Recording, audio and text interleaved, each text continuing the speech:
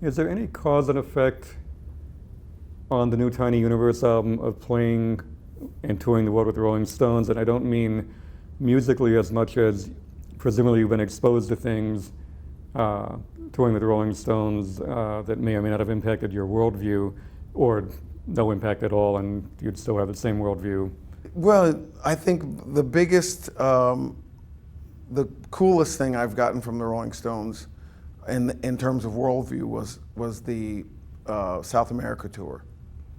I got to see South America for the first time. You know, I'd been to Europe a lot before, and so that wasn't a big shocker. But going to South America was very eye-opening. How? Just culturally, musically, just seeing that part of the world, and seeing, like, you know, it's you know, even for someone as erudite as myself, I still had my own idea of what South America was, my own biases, thinking that, you know, third world, you know, you keep that third world thing in your head, and you get down there and you realize these people are rolling. They're like, you know, these countries are really vibrant, and, you know, and the only difference for me was that you know, when you get out of the city, it definitely gets poorer. You know, it's kind of like my analogy was that in America we moved from the rural life to city life, made money, and then created the suburbs. They haven't done that yet. They're still moving from the rural life to the city life, but you know, it's really happening, and musically it's amazing, and there's just so much culture. You know, you go to Chile and Argentina and see the tango culture, and, you know, the different music that goes on, the candombe in Brazil and Uruguay.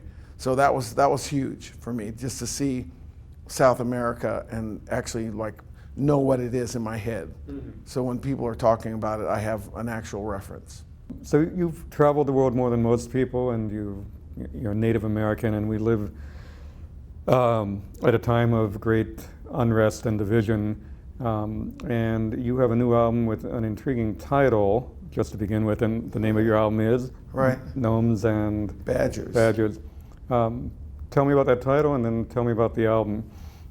Well, the title was kind of a throwaway from an All-Stars conversation that I'm not sure who made it up, but I think Elgin made it up, but he thinks I made it up. But anyway, I expected it to be on the All-Stars record, and was really upset that they weren't going to use it, because I thought it was the greatest name ever. And then my manager suggested we use it for the album title, and I immediately thought, this is a really good concept for us to kind of roll out, where I've been feeling as Americans, as human beings, we're not having enough civil dialogue.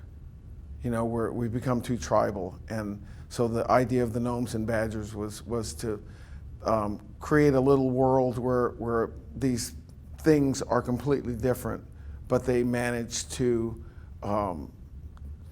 talk about things and have meaningful discussions about important things without becoming rude or intolerant or degrading. You know, if you can feel for yourself, then you can feel for other people. You know, I think that's really the important factor is, you know, just getting in touch with the fact that we're just humans, you know, and life's complicated, and it's not, you know, the way I see things now might not be the way I see things next week, you know, based on what I experience between now and then. So, you know, being open to that, and you know, and being aware of, you know, of hurt from myself, other people, joy from myself and other people. It's just, you know, that's what the blues is all about, you know. I mean, think about a really, you know, going down slow, you know, like what a terrible idea, but it's still, makes you feel human and alive, when you hear him sing that song,